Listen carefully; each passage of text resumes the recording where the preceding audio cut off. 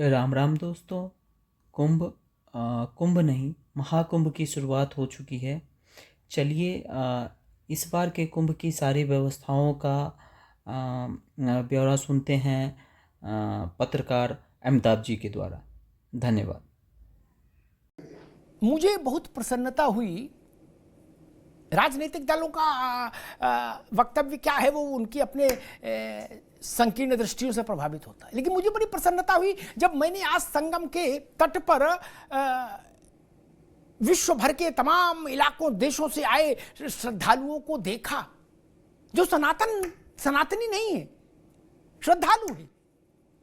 और उनके कंठ से जब मैंने प्रशंसा सुनी इस महाकुंभ की, इस पूर्ण कुंभ की, इस त्रिवेणी की, इस संगम की, यहाँ के रज की, यहाँ के जल की, यहाँ की व्यवस्थाओं की, यहाँ के शासन की, तो मुझे प्रसन्नता हुई एक नागरिक के नाते। और होनी चाहिए। हम पार्टियों के सदस्य तो बाद में हैं, पहले भारत माता की संतान है, पहले इस देश में किस नागरिक है, सनातनी है। हमको कोई गर्व की अनुभूति नहीं। हम कह रहे हमने जो सत्यनारायण कथा कराई थी वही ठीक थी, उसके बाद जितनी कथाएं हैं सब फर्जी हैं। लो, ये भाव चलेगा क्या? पूरे हमसे पहले किसी ने कथा नहीं करी, हमारे बाद किसी की कथा मान्य नहीं रखेगी, हमारी वाली मान्य रखेगी। क्यों? बोले हमने उसमें खजूर बांटे थे प्रसाद में। ये भाव ठीक नहीं।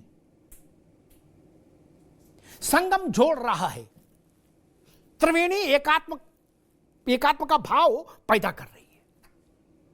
मैं नहीं जानता ये भाव कब तक रहेगा, क्योंकि राजनीतिक दल मानेंगे नहीं, अब अपने प्रपंच को करेंगे जरूर, क्योंकि जातियों के में समाज बढ़ जाए तो चुनाव सरल हो जाता है। लेकिन इस कुंभ की गरिमा है, इस कुंभ का महात्मा, ये सबसे बड़ा मेरे लिए यही है कि ये समाज को एकात्मता की डोर से बांध रहा है। विक्रमादित्य जी शायद कह रहे थे कि ठीक कह रहे थे, कोई मंदिर बताइए जहां जात पूछ के एंट्री हो रही हो, रजिस्टर में जात लिखी जा रही हो पीडीए की, नहीं ना। कुंभ में कहीं चेकिंग में कोई जात पूछ रहा है क्या? फिर कम से कम उन लोगों को सार्वजनिक तौर पर क्षमा याचना करनी चाहिए कि नहीं, हमने देश के समाज के बारे में गलत प्रचार किया, दुष्प्रचार किया।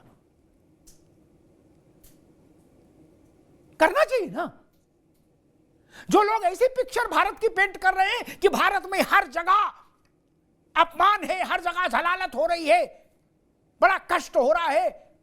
पीडीए की एक व्याख्या थी, पीड़ित अपमानित, क्या नई व्याख्या आई थी समाजवादी पार्टी की। कुंभ में जो लोग नहाने आए अशोक भाई, वो ना पीड़ित हैं, ना अपमानित हैं, ना वंचित हैं। क्या उस सर पर गठरी रखे हैं, लेकिन आत्मा से समृद्ध हैं, मन से धनाढ्य है, मन से गरीब नहीं है, मन से कमजोर नहीं है। आपने मुलायम सिंह जी का वहां आश्रम बनवाया, अच्छी बात है। मैं तो कह रहा हूं 11 कलश से उनका जलार्पण करा देते तो बात बनती। आज मुहूर्त अच्छा था, अच्छा चलो आज नहीं कराया, कल करा देना, कल मकर संक्रांति है। अब मूर्ति रखी है तो कम से कम जलाभिषेक तो कराओ।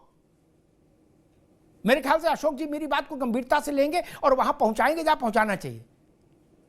जलाभिषेक होना चाहिए, ने काहे मूर्ति लगाई? फिर फोटो लगानी चाहिए थी कांच वाली। मूर्ति है तो उसकी मर्यादा हो,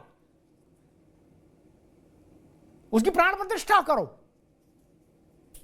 साधु संतों को बुलाओ, बतासे बांटो। लेकिन फिर मैं कहूंगा ये कुंभ भारत के गर्व का विषय है। ये कुंभ सनातन की आत्मा के दिग्दर्शन का विषय है। मैं एक बात कह के बात समाप्त करूंगा।